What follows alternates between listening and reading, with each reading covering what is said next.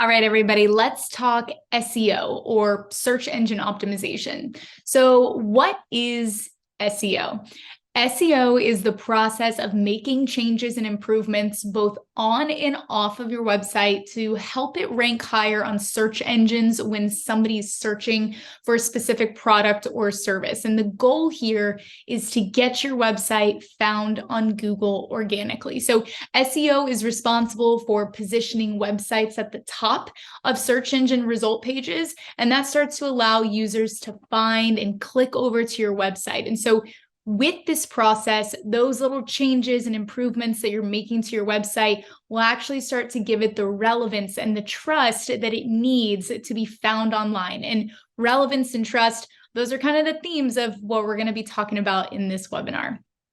So like I mentioned, SEO is the organic side to search engines, and it's responsible for positioning websites at the top of a page of a search engine results page. And so in this example, if you look at that image, so this is an example of somebody searching for a Cape Town window cleaner. And when this search happens, Google returns all of the websites that it feels are relevant to the search. So it takes into account a ton of different factors. So where the person is searching from, their location, the terms that they're using, as well as a lot of other factors that affect a website's SEO presence.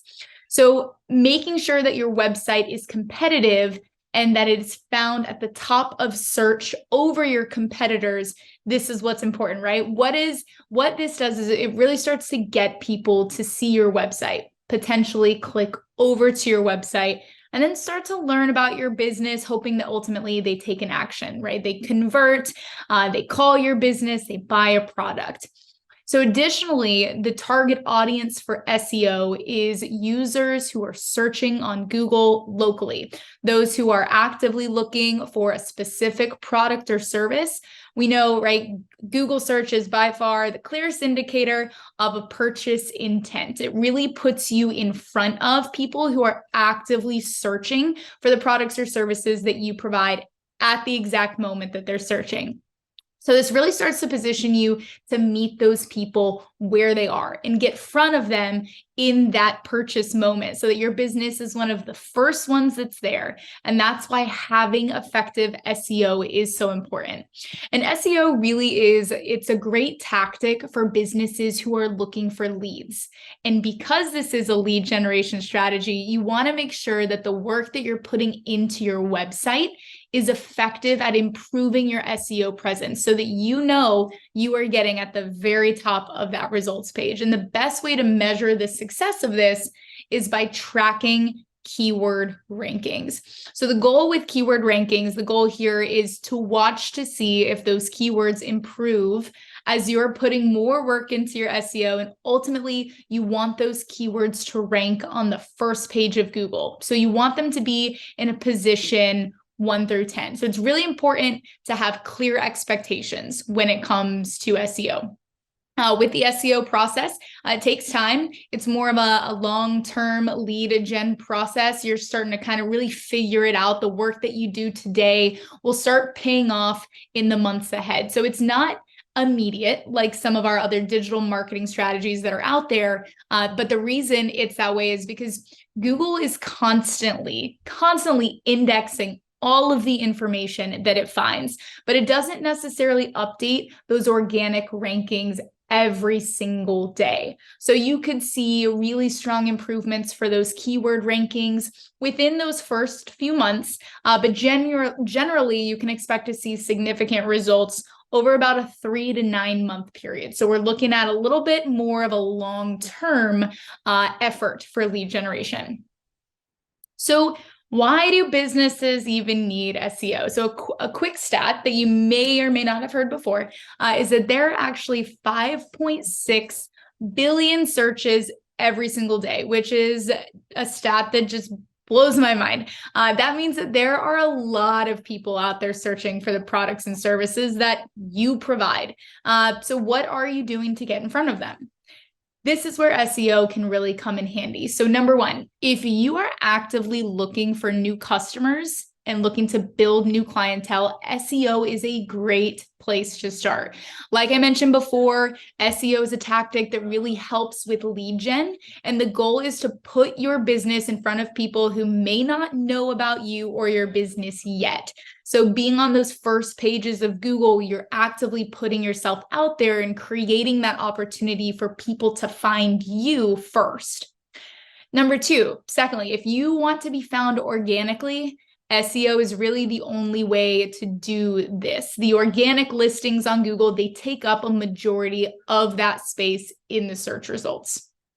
And three, lastly, SEO is really effective at targeting people locally in your local community. So if you have a business that thrives off of working with people in your area, so for example, let's say you're a landscaper and you serve the locals that are living in your neighborhood or in the surrounding area that you're servicing, or even if you're a restaurant and you want to bring people in locally. You're a boutique shop, a med spa, all of these places who serve the local community. This really is an effective strategy for you to start implementing. And it's important to understand that SEO work is always local. The goal is to put you in front of those consumers searching for what you do in that local area that your business serves. It really, really is the bread and butter here. So organic listings are systematically shown to users who are searching on Google. So when somebody makes a search, Google has decided which websites to populate in that search results, which ones are going to show up first in front of you. And you're essentially competing against other businesses in your space to get your website shown over theirs.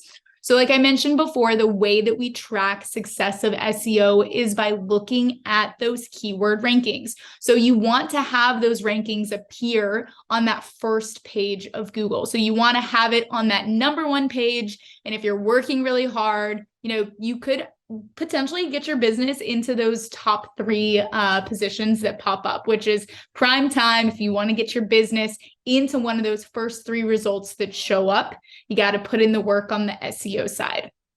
But the question is, how do you optimize your website in a way that does make it successful so that you do show up in those top positions? The way that I really like to explain it is that there are really two main factors that help you optimize your website for SEO. And those are, if you guys remember, relevance and trust.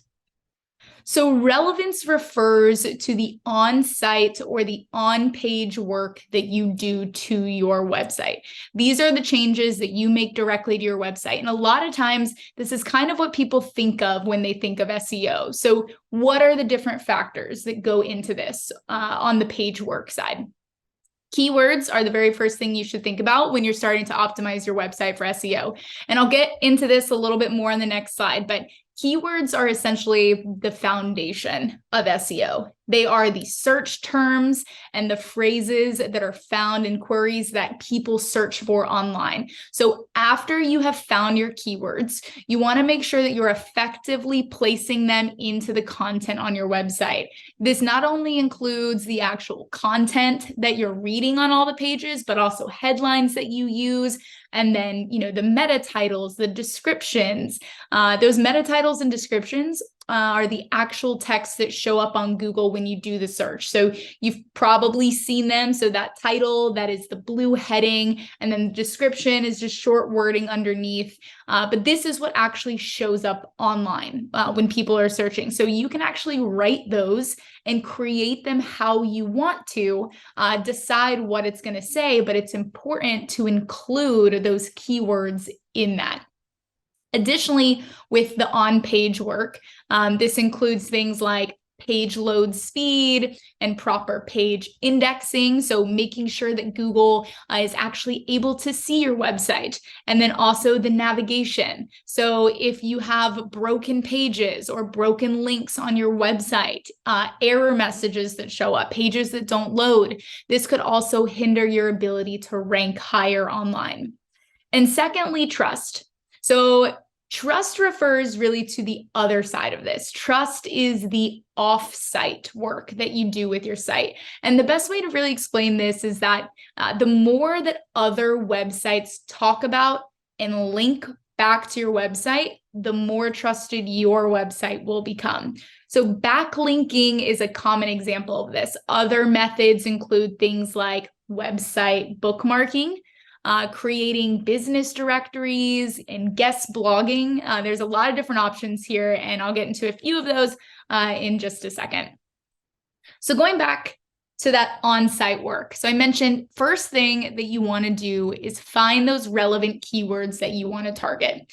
To do this, really you just want to step into the shoes of somebody searching on Google. Think about what words and phrases that they would use to search for your business. So for example, if you're looking at the image on the screen, somebody is looking for a roofer. Okay, they could search for something like professional roofing company in Wilmington, North Carolina.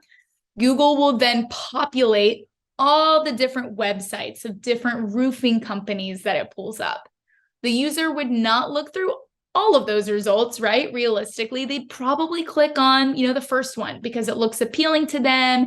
And then if they're happy with what they see, they would probably just reach out to that business. In this example, there are a few keywords that they used in their search query. So looking back, right, professional roofing company in Wilmington, North Carolina.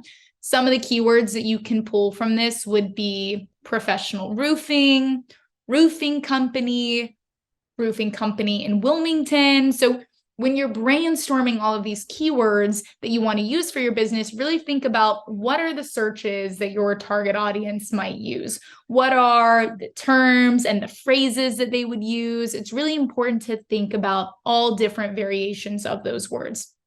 So a good example of this would be, if you're doing a search for a lawyer, some people might also use the word attorney. Right? Some people say attorney, some people say lawyer. So you want to make sure that you are ranking for both. You're considering both of those.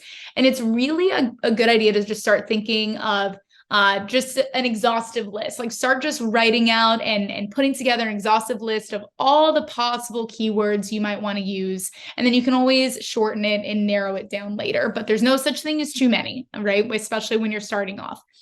Lastly, with keywords, you really want to think about search intent. So you don't want to be too general with your keywords because it's possible that somebody searching for something really general might just want to learn more about that topic, or they might just want to read a blog rather than actually purchasing a product or a service.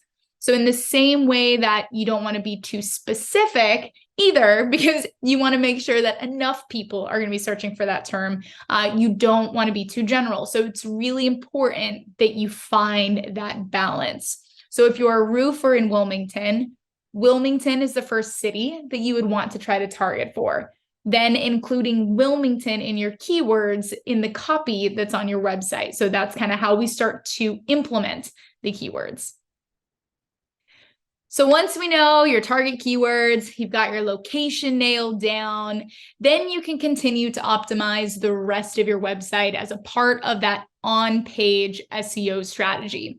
So meta titles and descriptions are a good example of on-page SEO. So this is what we were just talking about a few minutes ago. In this image, there is an example of somebody creating the title and the description for their website.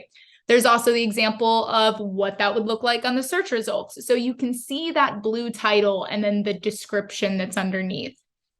Secondly, header tags or H1s. This is also something that you really need to pay attention to. These are the headings that are at the very top of each page on your website. They're usually like the biggest text at the top of your page. So for example, if you're a roofer and you are having an overview page of all of your service, the H1, right, or the header tag would probably be something along the lines of our roofing services or roofing services.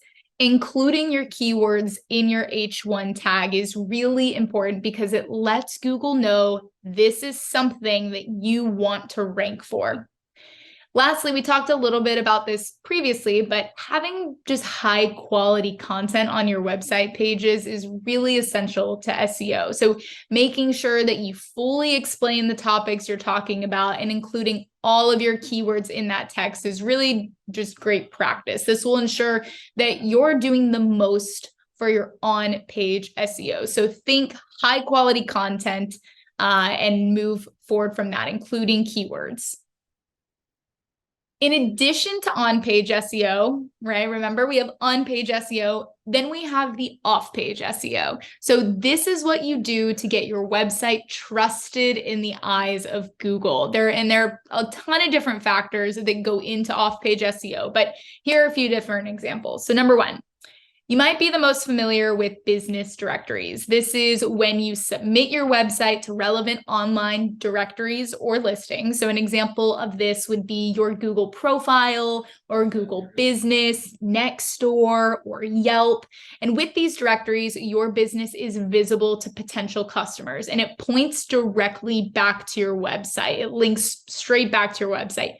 This helps you in your website start to build authority and build trust within the searching community. Secondly, is website bookmarking. Now, this is when you submit your business information to a bookmarking site, right? Really plain and simply put, submit your business information to a bookmarking site so that it's easily bookmarked, and then again, leads directly back over to your website. Number three, custom blog publications. So it's possible to create and publish blogs, and you can post them to a website that's relevant to your industry. This can really help start to position you as a leader in your industry, a thought leader. You're giving a solution to potential customers who are looking to purchase your product or your service when they're looking for a solution to their problem. And this blog, again, leads directly back to your website. And for similarly, custom article publication. So you can post an article in an online publication that's relevant to your industry. This will really start to help show Google that you're a trusted source in the industry, that people are talking about you, that they care, that they're reading about you. And that is really where that trust comes from. So building this trust is key.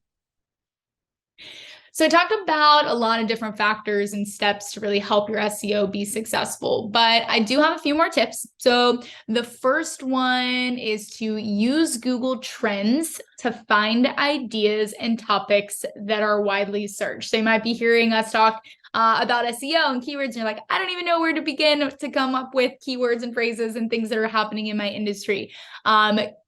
Utilizing and searching for Google Trends to find ideas and topics is a really great place to start. So this is a really great resource to just see what people are talking about in your industry. It'll help you generate keyword ideas that are relevant. It could also give you, potential blog post ideas so that you can work on that offsite SEO a little bit. And this will really start to just help you understand what people think is important in your industry. So using Google Trends to find those ideas and topics. Secondly, determine what is the best keyword placement on your website. So we talked about how to find the effective keywords, but once you have them and you have that list of all those possible keywords out there, you need to know what to do with them. So each different page on your website has a different purpose, and it probably has a different topic. So for example, your homepage is going to give a general overview of what your business does and who you are. On the other hand, you might have a specific service page where it really just focuses on one of those service offerings that you have. So just like every page on your website has a different purpose, it also needs a different keyword. Your homepage would have terms that generally cover the main purpose of your business, whereas that specific service page would have a keyword that focuses around that specific service. So you really just have to focus on each page of your website individually. So going back to that roofing example, you're trying to think of keywords for your website. One of the keywords that you might target would be roofing company. Then say you have a specific service page that deals with emergency roofing services. That page would have keywords, emergency roofing services, right? That would probably be a keyword you would want to focus on. So really determining what are the keywords that I'm going to focus on for these individual pages. And then lastly, on top of all of that SEO offsite work, you really want to make sure that you are just taking the time to really work on your quality content. This is something that doesn't get as much attention. A lot of people think it's more on the back side of things, but putting intention and time into producing quality content can do a lot more benefit than a lot of people think. So really just going in depth about each of the topics that you're talking about, providing enough information, answering all of the questions that someone might be searching for. Give them enough information to know who you are and what you do and why they should work with you. Do not give them a reason to go back to search results and click on a competitor or somebody else. So just making sure that you're taking those quality keywords that you spend so much time putting together and spend so much time researching and implement them into quality content. It's a great way to set up a strong foundation for your SEO. So hope that you learned a ton about SEO and that you're excited to go search for those keywords, build your list, and get your website ranking.